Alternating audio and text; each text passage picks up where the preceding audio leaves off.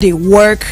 You go online today and there's just so much information bombarding you left, right, and center. Some people are saying, your body can detox itself. Other people are saying, no, you need to help your body sometimes to, do the job. Well, what do you think about it? We're going to be having is a registered dietitian in Nigeria. She has over 15 years of experience in the practice. Okay. She will tell you what to eat, when to eat it, how to eat it, and get results. I've literally watched this woman move from a size 16.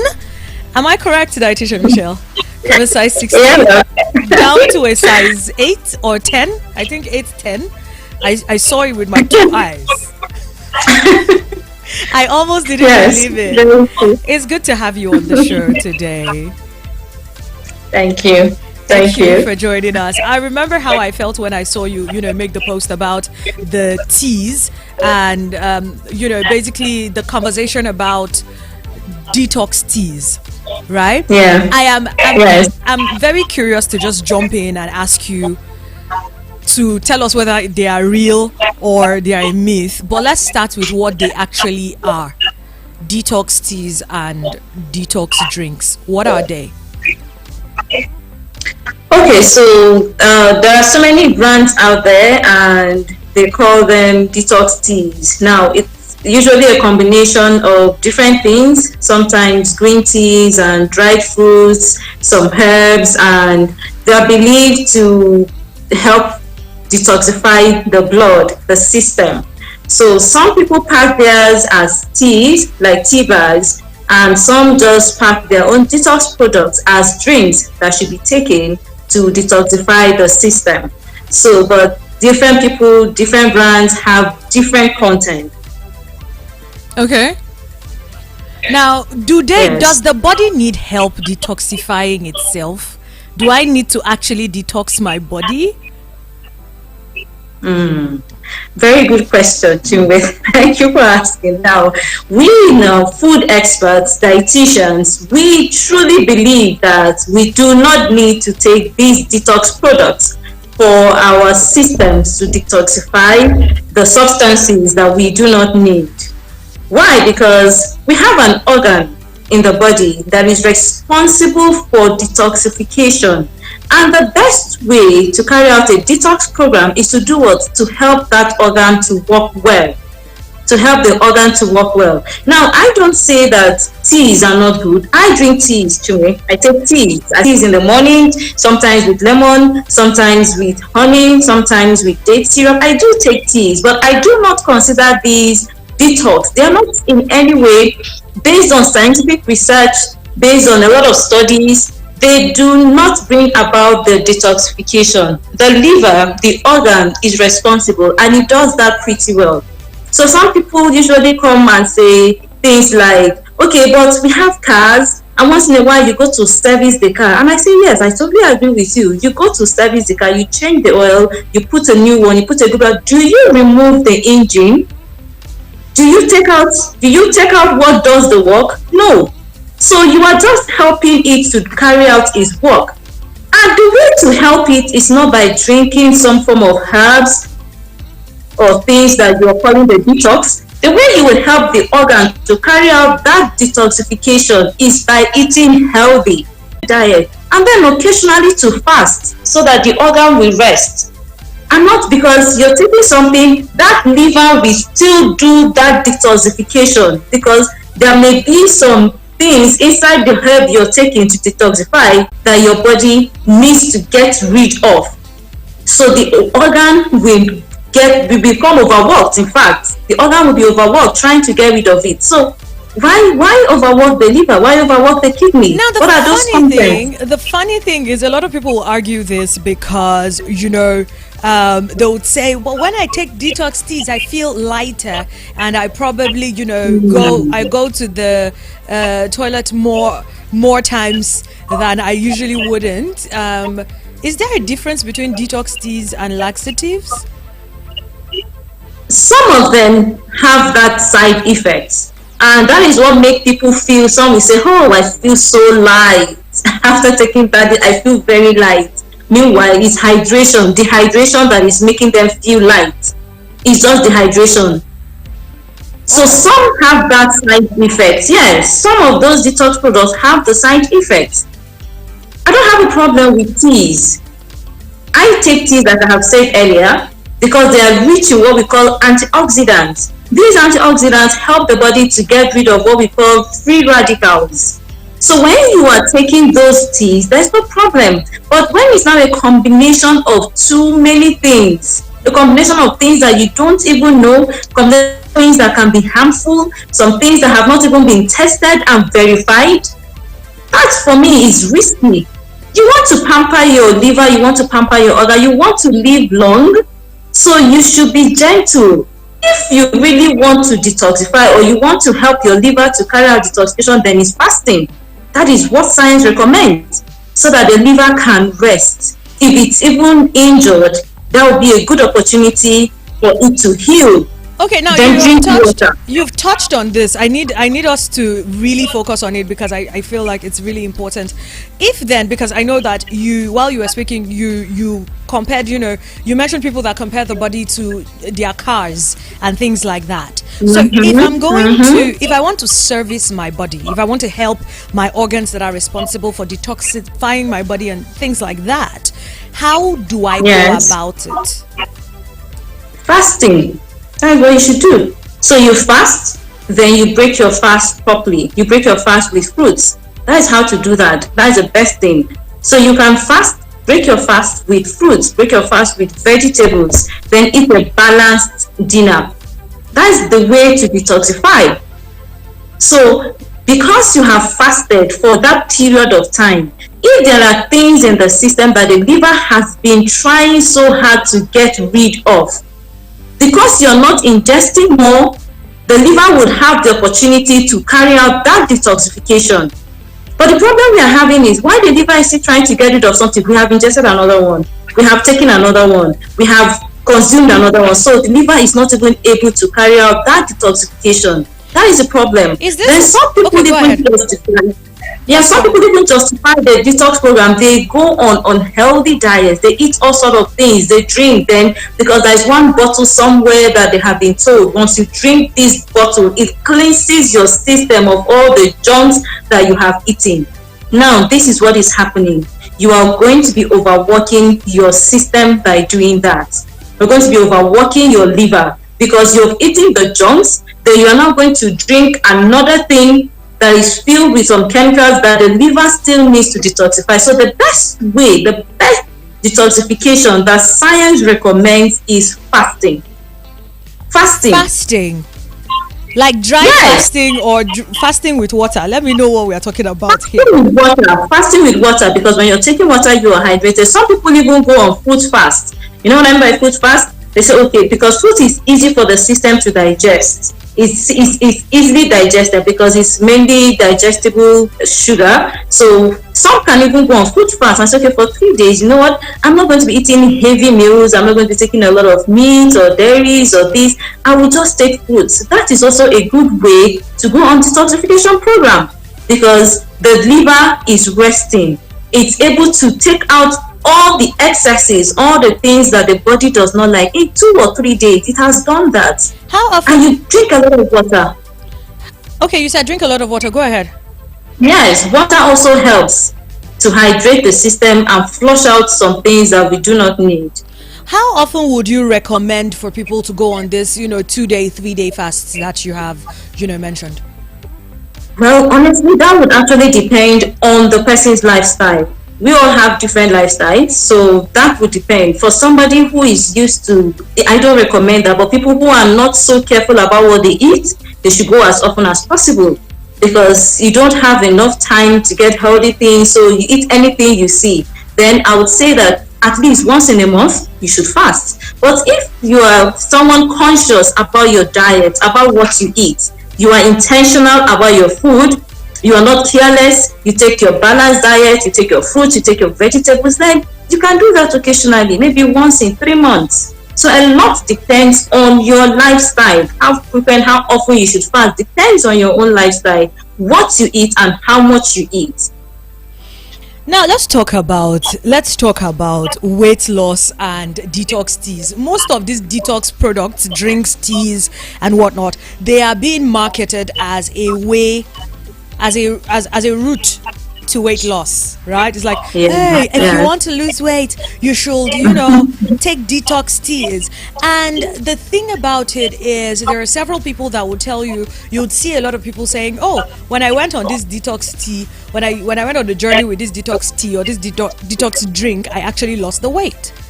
What do you have to say about that? Because that has been heavily marketed. Yes, yes, that is because a lot of people who are trying to lose weight are in a hurry to lose weight. So anything they are told, most times they take it. Why? Because they want to see that weight loss change. But the real way to lose weight is by exercising, cutting down on your diet, and eating a balanced meal. So for these detox programs, like I told you earlier, some of them have that laxative effect. So they find out that they use the restroom frequently, they are dehydrated, they feel light, they feel like they have lost weight. I think we're losing the caller. We're losing connection with you. Are you still there? Yes, yes, I am. Sorry. All right, go ahead. Go Can ahead. you hear me now? Yes, we can hear you now. Yes.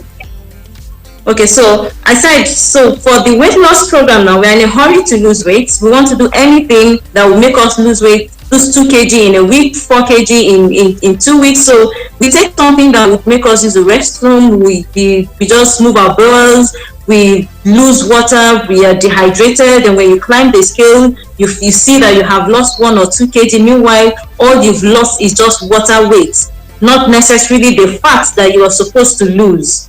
So you see, this has the kind of effect that people are looking forward to, but it's not sustainable. It's not something that you can do forever. So you can just keep going up and down. You will lose weight, you will gain, you will lose weight, you will gain. So it's not sustainable. It's not what we recommend. Detox programs for weight loss, we do not recommend that. Even if you want to go on the detox kind of program to lose weight, then it's fasting, intermittent fasting. That works. I was So going that to way, I was going to go to intermittent fasting, and sorry I'm cutting you there because I'm cutting you so that we can actually dwell on it for a little bit and we can shed more light. I know you're giggling because okay. you know that is the only place I go. Let's talk about intermittent fasting for a quick second. How does intermittent fasting help you lose weight? Okay, so this is how it works. When you go on intermittent fasting, in order to lose weight, you are giving your body sufficient time to use up stored fats. To use up stored fats. So you have a short eating window, and within that short eating window, a little amount of food will satisfy you. So we say, can you go on intermittent fasting? We have 16 hours, we have 18 hours fast. So it's simple. From 12 to 12, you do not eat. That is already 16 hours. So the body has enough time to burn all the stored fats. The body has time to burn the stored fat. Then when you are going to eat within that short window, you still eat within the recommended calories. So what I could recommend is between 1,200 to 1500 calories. So when you eat that within that short period, it sustains you, it's sufficient, it's enough, and that is all. Then you go and sleep. Wake up in the morning, you don't eat again, you continue your intermittent fasting. So the whole idea is eating a low calorie diet within a short period of time, giving your body enough time to burn and use stored fats as a source of energy. So that is how it works. I have used it. You remember you said you saw me lose weight from a size 16, and this is not the first time. I have done this like 4 times. That was the 5th time when you saw me. And it's still intermittent fasting. It works. Although that is not the only weight loss plan. For those who cannot fast, they can still go on a low calorie diet and lose weight. So the whole technique behind intermittent fasting is giving the body sufficient time to burn stored fat. So when you wake up in the morning, your body is using the excess fat that is already stored. You're not taking in breakfast, adding to the already available fat. So the body is using up those ones to be alive, and that is what results in weight loss. Now, there are side effects to fasting generally, not just intermittent fasting, right? Like even the fruit fast and the water fast, right? There are side effects. Can you touch on some of those side effects, like some of the things you should expect to feel maybe at the start of the program when your body has not adjusted to it yet, and how you can deal with those things? Yes, well, if you're talking about the side effects, not negative side effects, then yes, that is true. Some people who are not used to it at the beginning, they may feel so tired. They're not interested in doing anything. So you can actually progress gradually. Instead of fasting up to 12, you can decide to break your fast around 10 o'clock or even 9 o'clock. It's still good. So a lot depends. Then another mistake people make is, if you're using fasting, then your dinner has to be sufficient. Your dinner has to be a well-balanced dinner. If you don't eat sufficient dinner, when you wake up in the morning, you're not going to be active. Your brain will have some form of deficiency of sugar and glucose, and you're not going to be thinking well. Why? Because you didn't eat a balanced dinner and you're going on a fast. So it has to be well planned, it has to be well strategized. So dinner has to be well balanced. Then you go on the fast, you break by 12 o'clock, eat something balanced, eat another balanced meal in the evening. That is a side effect. However, this intermittent fasting and all forms of fasting are not even recommended for everybody. For those who already have ulcer and under treatment, that will not work, because that period of abstaining from food, and the person might now inhale or perceive or get aroma of food from somewhere, it can trigger digestive process that can even harm the digestive system. So for such people, we don't even recommend they go on any form of fast. Or for those who are diabetic, who are managing their sugar level, who are on medications, fasting is also not recommended for them, because they need to eat and take their medications. So there are still some people, or pregnant women, or nursing mothers, elderly people. So intermittent fasting is not even recommended for everyone. But for those who can, there are still some ways and tips, things you can do, and you will balance it all. You're now even good. I call it a win-win condition. You're going to be losing weight, and you're going to be allowing your system, your organs to rest. And even the detoxification we are talking about will also be happening when you attempt intermittent fasting. All right, then, got that. Real quick. So, if I fall into the category, any of the categories that you just mentioned, the ulcer, the diabetes, the pregnant women, and whatnot. If I fall into that category, what other options do I have to weight loss? We call that low calorie diet. So even if it's still the 1,500 calories, for instance, then we can plan it in a way that for breakfast, you take 500 calories, for lunch, you take 500 calories, for dinner, you take 500 calories. So at the end of the day, you're still consuming a low calorie diet. That will enable the body to lose weight, just not as fast as someone who is on intermittent fasting. And it's not just the diet, of course. Exercise is also recommended, and being physically active all through the day. So there are different weight loss plans that can be used by these people. And for people who are pregnant, I think it's important I mentioned that. And for nursing mothers, we do not even recommend any weight loss program until that child is 6 months old and eating well before we can commence. And even for a nursing mother, the calories should not be as low as 1,500 calories. 2,000 calories can still work for that mother. Why? Because she needs to lactate to feed that child. So different things can work for different people. For those who are the elderly people, we focus more on quality than quantity for them. It could be a weight maintenance diet for them to enjoy their lives and not necessarily lose a lot of weight, except if there is a health condition that needs to be tackled by that excess weight. So you see, it's different for everybody. It's not the same thing. It depends on who the person is. It depends on the weight goal. It depends on the health goal. It depends on the health status, and these will determine what is planned for the person. Now, for the pregnant women, just before I go to, because you mentioned exercise and I want us to touch on that just real quick, but before we go there, for the pregnant women, you said you wouldn't advise or recommend that they engage in any of the plans entirely, like anyone at all, until they've had the children. What if they were already doing that before the pregnancy, like if it was already a lifestyle? Would you advise a lifestyle change, or can they continue, to do the things that they've been doing before the pregnancy? Okay, so if you're talking about eating well or eating healthy before pregnancy, then they should continue. But if they were eating 1,500 calories and they become pregnant, they need to increase that to about 2,000 calories to meet the child's nutrient requirements. So that is it. You're focusing more on the nutrients that the baby needs for proper development. Now, in pregnancy, there is a recommended weight in pregnancy, and even that depends on the body mass index, that is the weight of the mother before pregnancy. For a woman who is underweight, we would even recommend as high as 3,000 calories so that mother can put on as much as 16 to 18 kg. Then for a mother who has a normal weight, that is your body mass index normal before pregnancy, the person should still eat about 2,000 calories, 2,500 to meet the nutrient requirements of both the mother and the baby. And this will enable that mother to put on weight about 10 to 12 kg.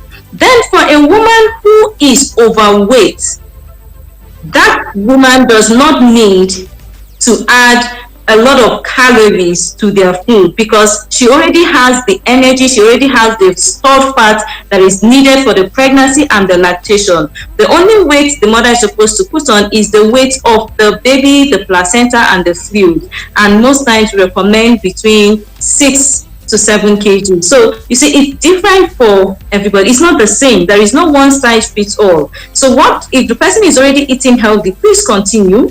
If you are eating a low-calorie diet, you need to augment, you need to add something. So a lot depends on your weight before pregnancy to know what you should eat. But pay more attention on nourishing the baby, nutrients that will be useful, that will be good for the child.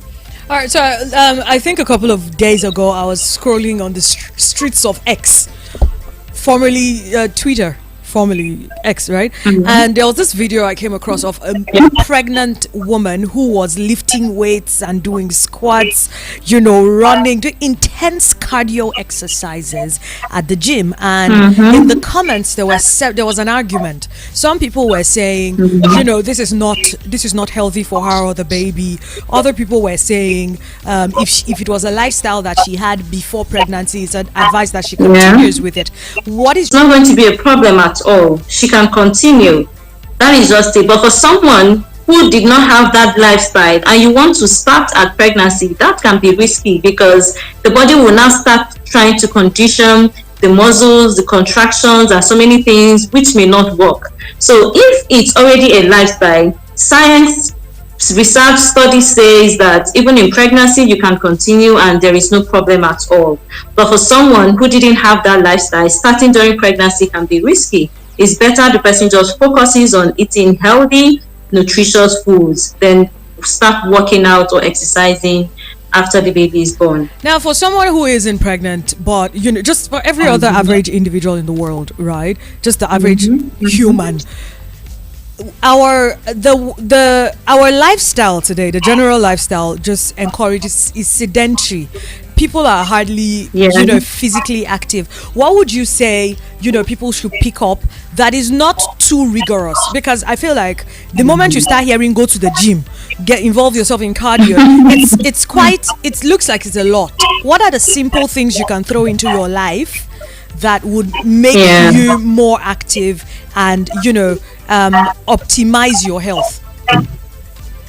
You're very correct. I think at this point in time, I'll just say being intentional about living healthy is going to help. First, you have to accept that you want to be healthy and you want to make attempts, you want to try to do things that would help you. That is, having the mindset is important first. If not, you get defeated and you can't do anything. Then working out must not be going to the gym. There are indoor exercises that people can just do inside at home. Then if that is not even going to work out, then I just tell people, why don't you try skill related exercises? Skill related exercises are those kind of exercises that you participate in, you have fun, you meet friends, like lawn tennis, like squash, like basketball, maybe on weekends. If you can't even go Monday to Friday because of work, then take advantage of your weekends and factor that into your lifestyle. At all, they say nine bad pass. Is that not so? So even if it's just weekend, Saturday, Sundays, you are able to do that, it's going to be useful. Remember that